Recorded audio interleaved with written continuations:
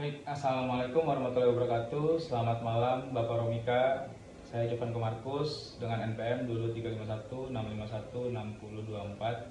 Izin untuk menjelaskan terkait UAS dalam bentuk video dengan 3 soal, di mana soal nomor 1 yaitu ceritakan tentang bagaimana pengalaman organisasi dan juga teori apa yang berhubungan dengan organisasi tersebut.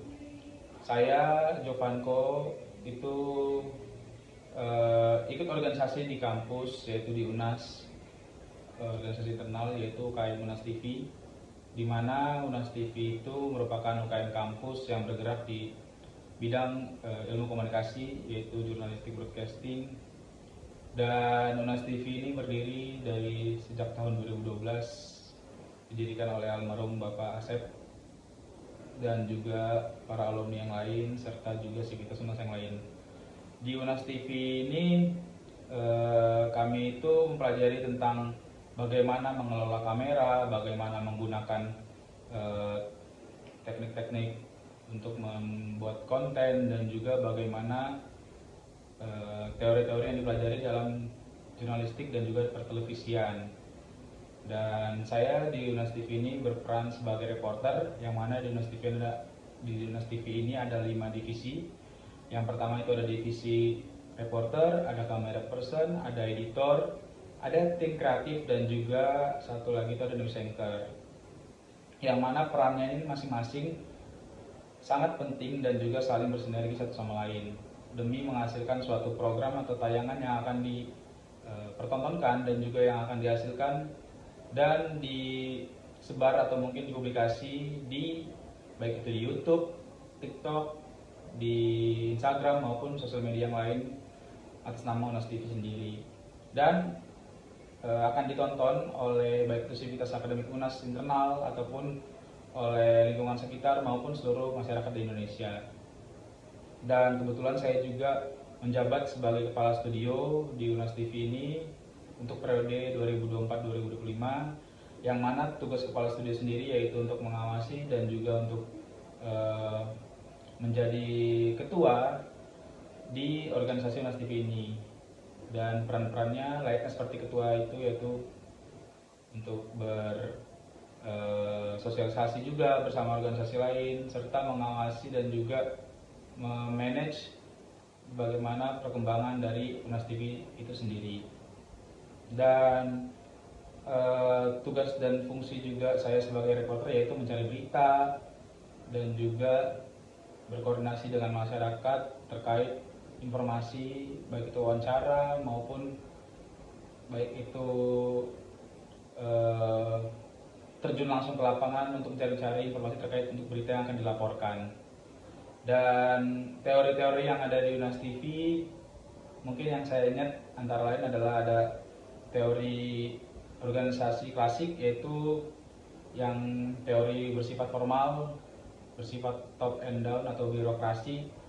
Contohnya seperti ketika rapat proker maupun di rapat ada rapat agenda ataupun rapat kepengurusan, itu bagaimana struktur atau mungkin dari atas ke bawah itu sangat dijaga dan juga sangat direalisasikan bagaimana peran seorang ketua, wakil ketua, bendahara, sekretaris, dan juga divisi-divisi atau mungkin departemen-departemen yang ada di UNAS TV. Baik juga dari saya sebagai BPH kepada Ibu Sostingisi selaku kepala laboratorium juga, yang mana pimpinan tertinggi di UNAS TV. Dan yang kedua itu ada teori hubungan manusia, yang mana teori yang informal, dan contohnya itu seperti kita setelah liputan, baik itu campers, camera person, dan juga reporter, itu saling berkoordinasi dan juga bertukar pikiran serta ngobrol atau mungkin nongkrong bareng setelah liputan, yang itu bersifatnya tidak formal. Dan itu biasa kita lakukan baik itu di laboratorium di UNAS TV maupun di kafe ataupun di tempat nongkrong yang lain. Serta yang terakhir itu teori simbolik, contohnya seperti kamera person kepada pembaca berita, contoh seperti hitungan 1, 2, 3, ataupun ada simbol-simbol tertentu yang diketahui oleh para kru, seperti reporter mengetahui simbol ketika bagaimana doorstop, memberhentikan untuk wawancara, begitu juga dengan camera person, mengetahui simbol-simbol kapan harus mengambil pencahayaan atau mungkin kapan harus mengambil video serta foto ya dengan cepat dan juga dengan sigap. Mungkin itu teori-teori yang ada di organisasi yang saya jalani, yaitu organisasi Undas TV. Untuk soal nomor 2 yaitu terkait baru-baru ini ada tragedi pesta rakyat yang mana dari pernikahan anak gubernur Jawa Barat yang menelan korban jiwa juga, dan saya harus menjadi di pihak organisasi pihak pejabat maupun di organisasi dalam posisi keluarga korban. Yang pertama, jika saya pada pihak pejabat, saya pasti akan membentuk dulu pertama krisis management team yang mana isinya untuk penanganan krisis dan juga pejabat kunci maupun humas dan juga pihak keamanan. Karena apa? Karena itu adalah peran-peran yang sangat penting. Saya kumpulkan dulu. Setelah itu saya juga pengumpulan fakta dan juga data yang valid. Agar apa? Agar semua fakta-fakta yang ada di lapangan itu bisa dapat saya simpulkan, serta kita dapat menyimpulkan dengan kepala dingin tanpa mengambil langkah yang salah, dan juga menghimpun informasi yang akurat terkait dengan kegiatan tersebut atau mungkin ke acara tersebut. Lalu saya juga akan briefing internal, yaitu dari pihak organisasi tersebut, menghindari penyebaran informasi yang simpang siur juga atau mungkin hoax. Serta saya juga akan koordinasi dengan stakeholder yang ada di internal supaya seperti pegawai dan juga pihak terkait agar tidak memberikan pernyataan yang di luar instruksi resmi dari kita. Jadi tidak ada penyebaran informasi yang di luar dari skenario yang dibikin atau mungkin yang dibuat. Serta terakhir itu penyusunan pesan utama atau key message yang mana disampaikan nanti kepada publik dengan menekankan empati dan juga menekankan tanggung jawab serta langkah-langkah dari penanganan. Jadi tidak kabur begitu saja, bertanggung jawab itu yang paling penting.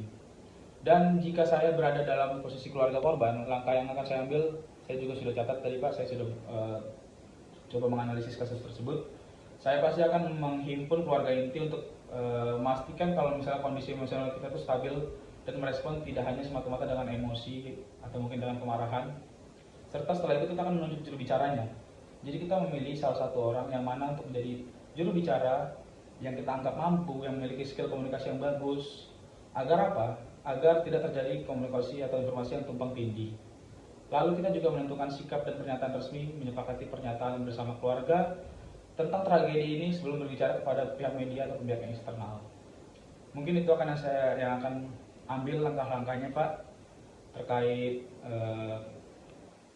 soal nomor 2, yaitu apa yang akan saya lakukan sebagai PR-nya ketika terjadi seperti yang dialami di acara pernikahan anak gubernur Jawa Barat yang menelan korban jiwa. Dan untuk nomor 3, kaitan antara teknologi dan juga organisasi, menurut saya itu faktor yang sangat penting, di mana dalam perkembangan organisasi itu teknologi itu nggak hanya cuma sebagai perangkat keras ataupun juga nggak hanya sebagai alat bantu, tapi juga itu merupakan sistem dan juga metode yang mana bisa membantu organisasi untuk mencapai suatu tujuan yang ingin dibangun oleh organisasi tersebut melalui visi misi yang dibuat oleh organisasi tersebut. Untuk pandangan positifnya menurut saya ya seperti biaya operasional itu bisa lebih murah Pak, dan juga teman-teman di mana kita bisa investasi untuk membeli dan juga memelihara atau upgrade teknologi yang membantu kita, dan juga sumber daya manusia lebih terlibat, contoh dengan pekerjaan yang dilakukan secara manual hingga dapat meningkatkan keterampilan tertentu dan interaksi antar pegawai, contohnya dengan kita menggunakan WhatsApp, kita juga menggunakan teknologi-teknologi yang terbaru, sosial media, itu bisa meningkatkan tujuan dari organisasi ataupun tujuan dari himpunan kita.